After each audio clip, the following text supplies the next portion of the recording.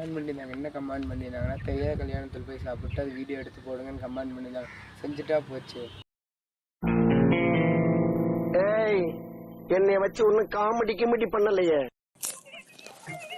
பாரு சொன்னா கேக்குறான்னு பாரு மச்சான். நான் இங்க நின்னு கீழே கேட்டதுக்கு மேலே தான் சாப்பாடு ரூமுன்னு சொன்னாங்க. வாங்க போய் பார்ப்போம் மேலே சாப்பாடு போடுறாங்களான்னு. சாப்பாடு ரூம் இங்கே இருக்கு, கண்டுபிடிச்சாச்சு. வாங்க சாப்பிட போகலாம். கை கழுவிட்டு கை கழுவ போகிறோம். வாங்க பார்த்துக்கலாம். சாப்பாடு சாப்பிட்டு போகலாம்.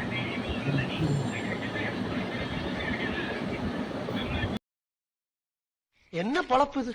நம்ம வாழ்க்கை எதை நோக்கி பயணமா போய்கிட்டு இருக்குன்னே தெரியலையே. 3 வேளை சோத்துக்காக நம்ம உசுர கொசுரா கேட்கிறாங்களே ஐயா. நம்ம உசுறு இவங்களுக்கு அவ்வளவு சீப்பா